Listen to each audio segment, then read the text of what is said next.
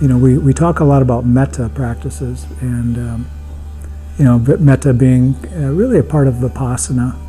How many people are newer here tonight that have never been here before? Okay, good.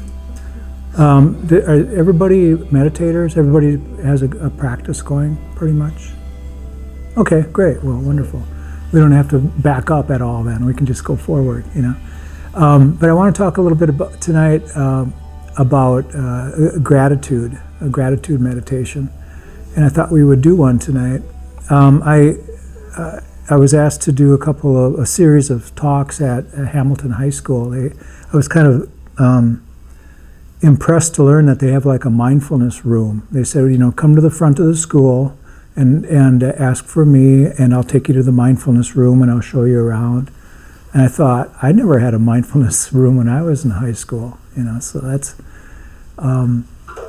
and so they want me to go in and talk about meditation on Friday. And they had a series of subjects, and we went through them together, and one of them was gratitude. And I thought, that's nice. That's a good subject, especially, for kind of younger people, high school kids and stuff. I remember when I was in high school, gratitude was something that it's easy to forget about now, let alone in high school when you're busy trying to, figure out who you are and all that. 16, 17, 18, basically, 15, 16, 17, sometimes 18 and you're in high school, and those are the very informative years.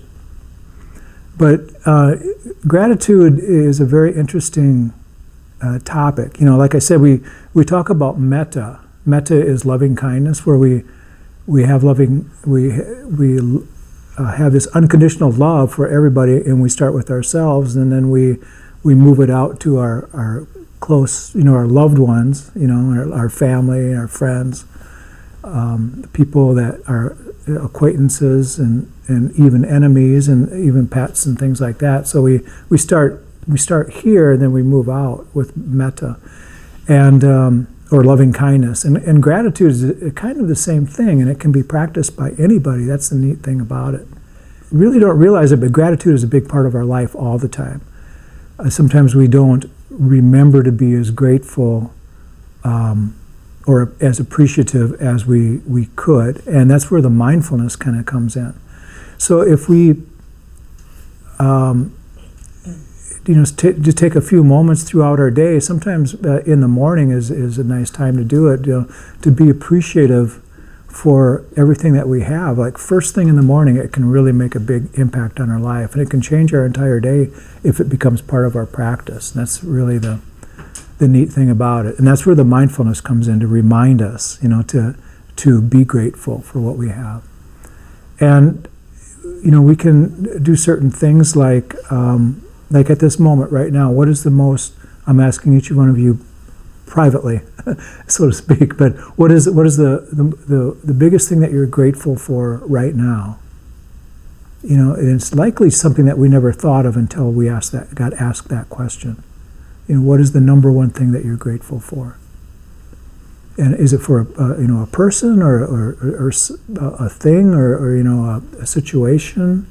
But I was thinking about that tonight. We stopped at Costco on the way here, and I looked over my shoulder, and there was just the bottom of the sunset coming down, and a palm tree. Where this kind of it was like it was meant to be. Kind of a little postcard, or maybe more like a stamp. Because it was so far out there. But this orange kind of pinkish sunset behind this palm tree, and I remember being in South Dakota, freezing my butt off, quite frankly, this time of year, And here I'm in Arizona. It's not the warmest day out, but a lot of you are wearing shorts and stuff. And to be grateful for just being in this this Arizona, this place that we can have this beautiful weather even this time of year. And this is the like the weather that we've been actually waiting for, many of us. That's why the snowbirds come here. We wait all summer for this, and we have to remember to be grateful for that, for the situation, for what we have. And just noticing these things and being open-minded and mindful, of these opportunities to be grateful. We could be grateful for our job that we have, something that we normally don't think about. Sometimes I talk with people and they complain about their job, but what would they do if they didn't have a job? They might be happier for a while, but that happiness wouldn't last for very long. So are we grateful for our relationships? The people that we have in our life, because those are the things that we built. We built our relationships with people, and we've allowed some of them to kind of fall apart too, probably. Are we actually truly grateful for the kind of transportation that we have? To be able to jump in a car and go just about anywhere we want. And that, in some parts of the world, that isn't possible. And that's really a huge thing for many people. But we don't think about it. We go, I got to get going, jump in a car and go. We don't think about how many people actually it took to build that car, and how many, and to maintain all the roads, and what it takes to make the vehicle go. Look at all the dinosaurs that died for the gasoline that we have, and that we get to use, for $2.99 a gallon. Where in other parts of the world it's twice and three times that. But we, in a way, we are really kind of spoiled, us beings, and maybe even more so in the United States. I think if you went to some parts of the world, they would probably agree with that statement. That in some ways that we're spoiled. And it's not that we have to be. I mean, we can be grateful for everything, and actually, that gratefulness isn't just something that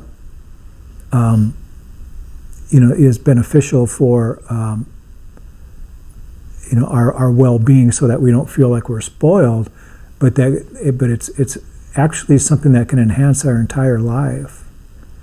Anytime that we feel like we have difficulties, or that we feel sad, or that we feel left out, or that we feel in some way taken advantage of, or that we feel that we don't have enough, or that we feel inadequate, all of these things, I could go on and on and on, but all these things can be cured by the gratefulness, appreciative joy, the attitude of gratitude. There's different things we could say about it. And so I thought I would like to do a gratitude meditation by meditation that I'm going to actually read, something I don't do very often. Meditation by Jack Kornfield. Most of us know who he is, a Vipassana teacher from Spirit Rock. Yeah, Spirit Rock Vipassana Center. I just wanted to just read something here about the benefits of gratitude meditation, specifically from a study that they did. If you want some information on that study, just let me know. But the study found that practicing gratitude in meditation for 4 times a week for 3 weeks, along with keeping gratitude diary, where we kind of journal after the meditation, or we could do it before. But some way to kind of get these things down a little bit more on paper, hard copy of what we're actually grateful for. That these things lead to reduced levels of stress and depression, as well as increased levels of happiness. Anyone can incorporate this into their lives with minimal cost and effort. Doesn't really cost anything once you understand how it works. And the effort is just as long how long you want to do it. 15, 20 minutes a day, would be wonderful. Making this finding extremely promising, this specific practice being 4 times a week for 3 weeks, could also easily be incorporated in schools, prisons, and other situations. This study also indicates that starting a gratitude meditation practice yields near immediate effects, and that's what we're looking for tonight. Immediate effects that lead to increased levels of well-being. Having a gratitude meditation practice will also increase your levels of gratitude outside of the meditation, which can serve as a protective factor in the face of certain dramatic events, as well as a protective factor against risky behaviors such as addictions, these types of things. And some of the benefits are, as mentioned, decreased levels of depression, higher levels of well-being, emotional steadiness, increased sleep quality, and just an overall, appreciation for life, really. I think Jack Kornfield would appreciate us doing this meditation. And if you want to make yourself comfortable, I'll read through it very slowly, and then we'll have a sizable section of silence afterwards and see how it feels for you. And then we'll talk about it afterwards.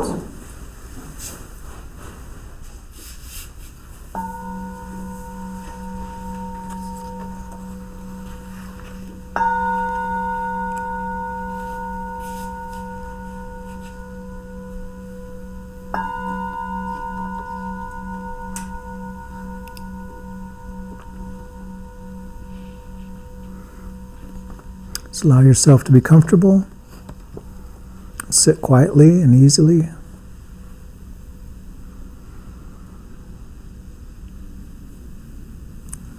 Just be relaxed and open and breathe naturally.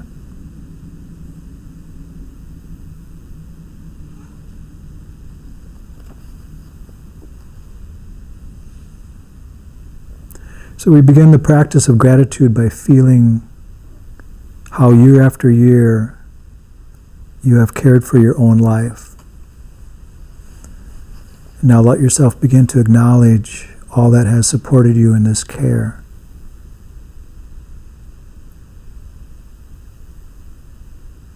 With gratitude, I remember the people, animals, plants, insects, creatures of the sky, air and water, fire and earth, all whose joyful exertion blessings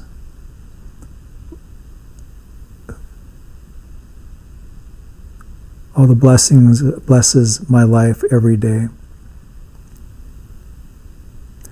With gratitude, I remember the care and labor of 1,000 generations of elders and ancestors who came before me.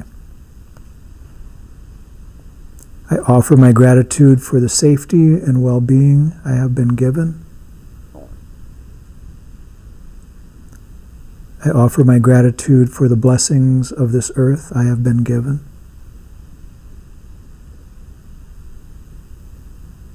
I offer my gratitude for the measure of health that I have been given. I offer my gratitude for the family and friends that I have been given. I offer my gratitude to the community I have been given.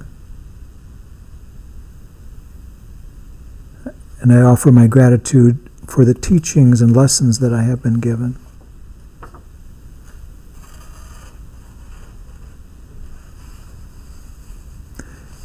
And I offer my gratitude for the life that I have been given.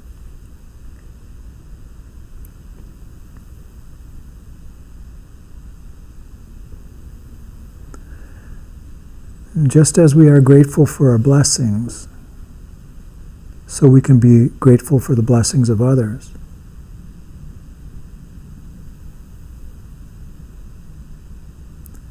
Continue to breathe gently.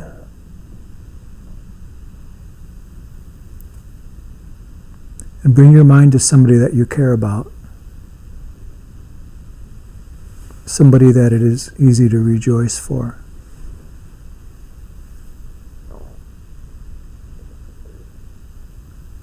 Picture them or visualize them and feel the natural joy that you have for their well-being, for their happiness and success.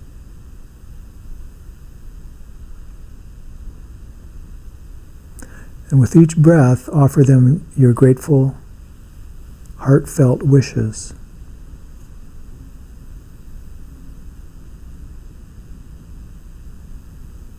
May you be joyful. May your happiness increase. May you not be separated from great happiness.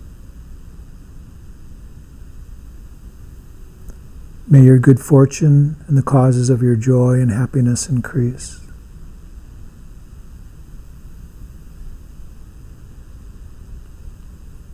Bring to mind somebody that you truly care for.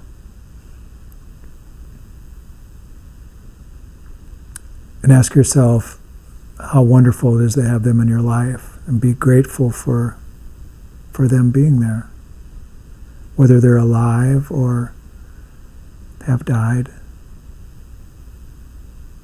Might be somebody younger or older than you.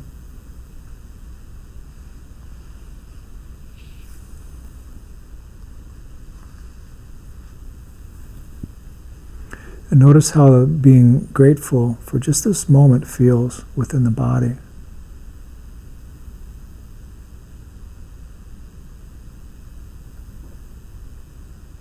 And this is the sympathetic joy that this meditation is speaking of.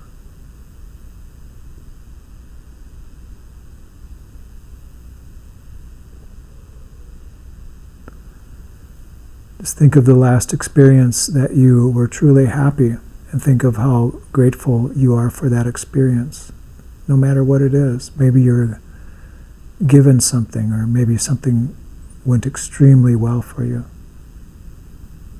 Something that made you very, very happy.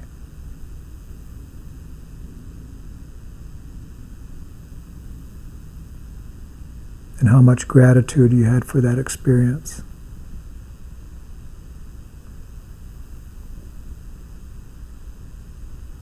Just think how much gratitude we can have just for our senses, the ability to see and smell,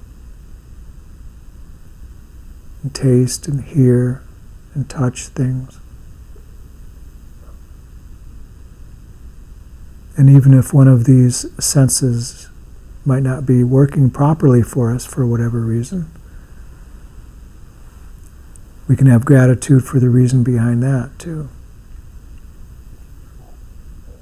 If we wear glasses, hearing aids, we can still be very grateful for these things.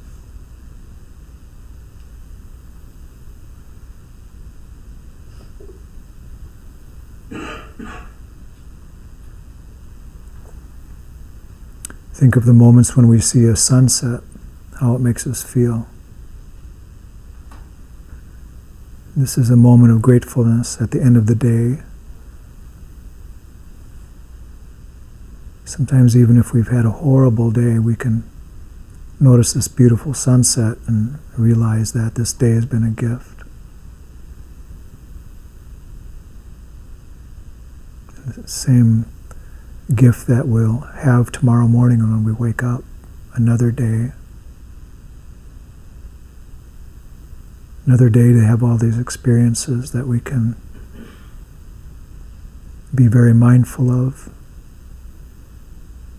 kind of move through moment by moment.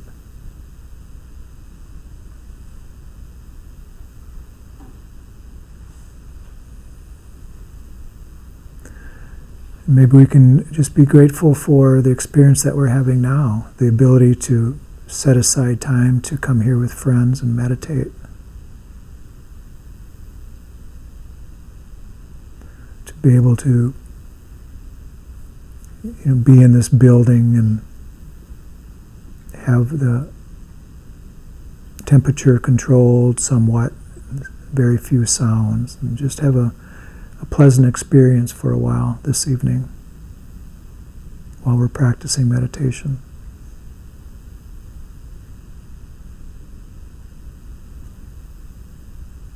When we look at appreciative joy and gratitude, being grateful, there's very, very little that we cannot be grateful for. And that's why this is such a powerful meditation practice.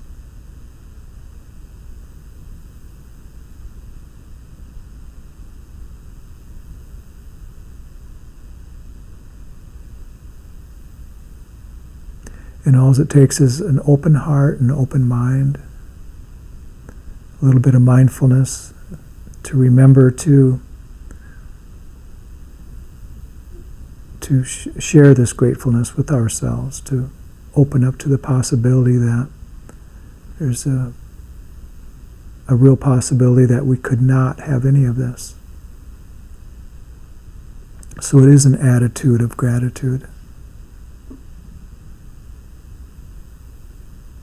Just understanding gratitude and appreciativeness is something that we can actually be grateful for in itself. It can be a real game changer.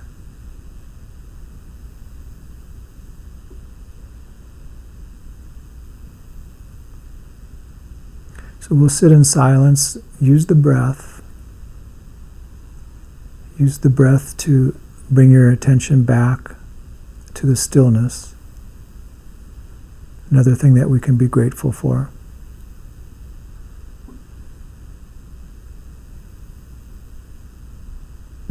And use this time to really examine your life and see all the things that are very, very wonderful in many ways.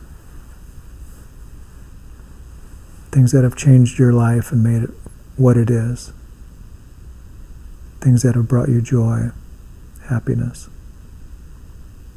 Things that you can be grateful for.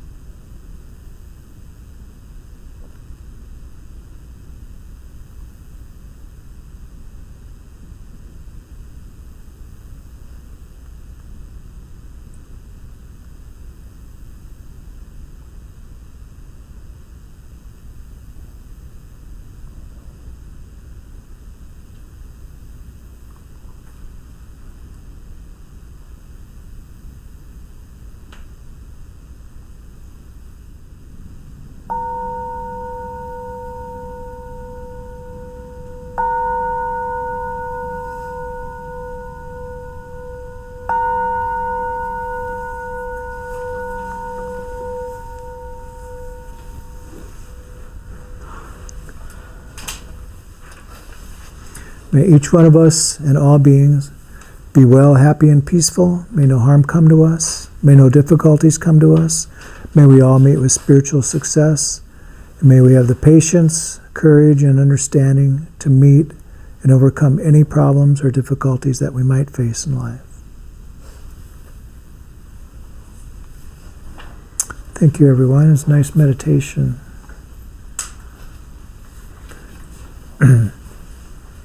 Does everybody have an attitude or an attitude of gratitude? Like we were talking about Eckhart Tolle last night, and he's always talking about flowers and smelling the flowers. Stop, smell the flowers, you know. And there we go. He's also speaking to an audience that's, compulsed by production and Exactly. efficiency and rationalization and logic and all that. Yeah. And just like the saying is, stop and smell the roses. Yeah. He's basically saying, just hey, be present here for a minute. Yeah. It's not all about, making that next goal, that next run. It all depends on you getting the personal pleasure. It's not that, right? Like you can see the oneness in the nature and appreciate it. I'm not sure if that's his perception of that. Oh yeah. Yeah, I'm not. What was he talking about? I'm sorry. Well, he's talking when he's either some of his practices. What I've heard him say is that he likes to sit in cafes and watch people, from a oneness point. Not judging them or not just watching, just observing. That mindful observance.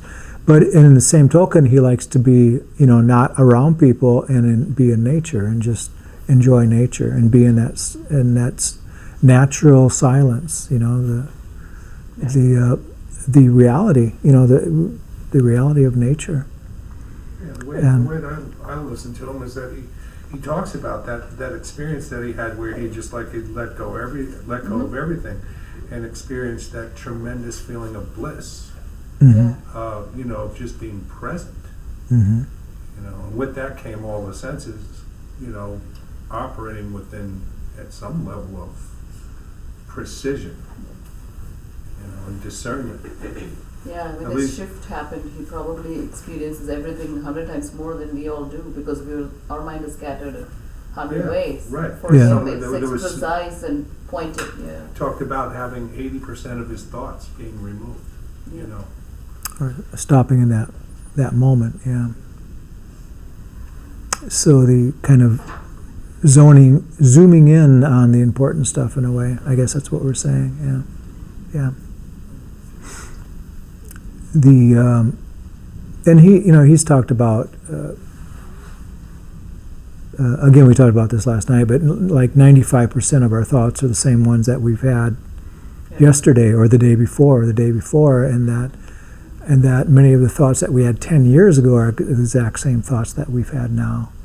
And that's kind of a waste. I mean, they're not really serving us, and actually we're believing the wrong stuff. We're identifying by our thoughts, our conditioned thoughts, which probably aren't true.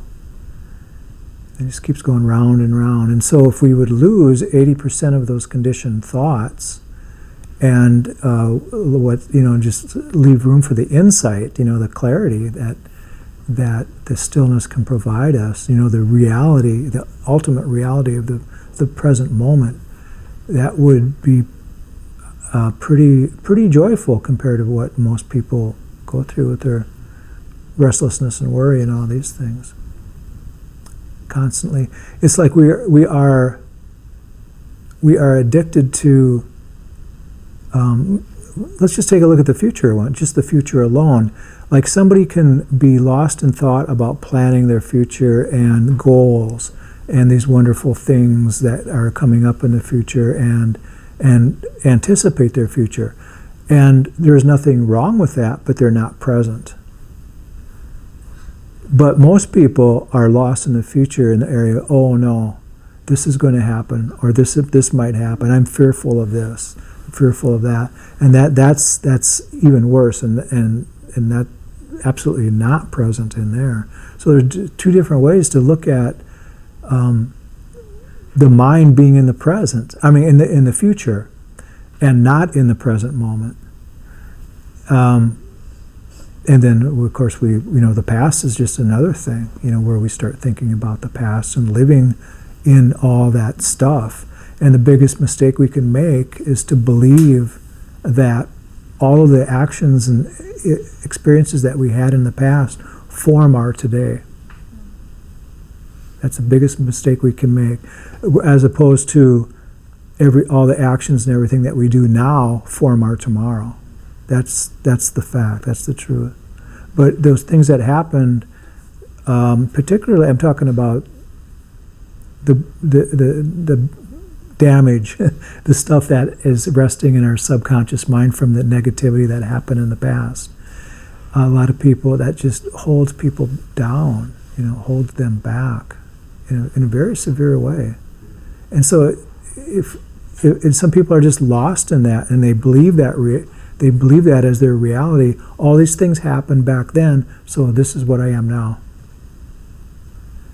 But again, the reality is what I am doing now.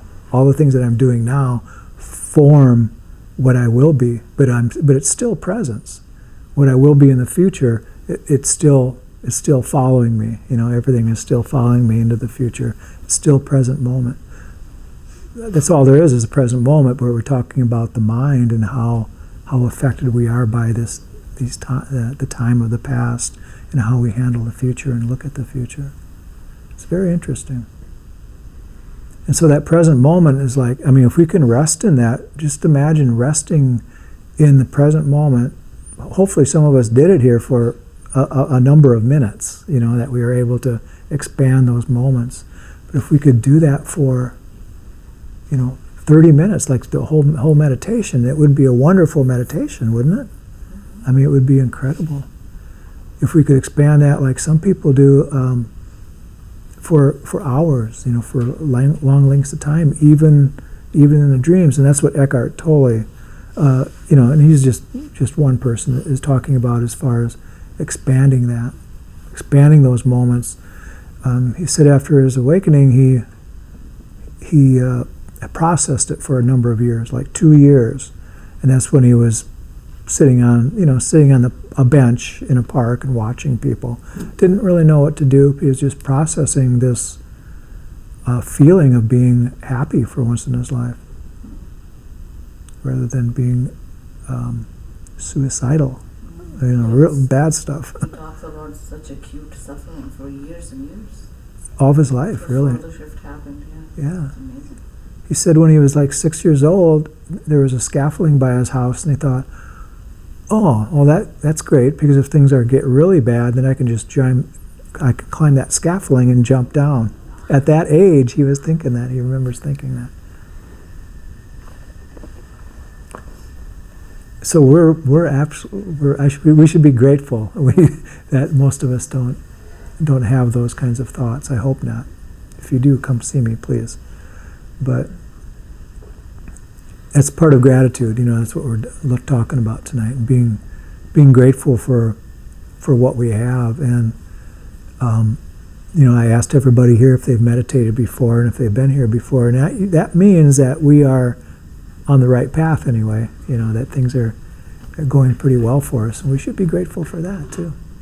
I know I'm grateful for everybody being here. I really appreciate you coming and being a part of this. On that note, thank you, everybody. Thank you, and have a good night, and we'll see you next week.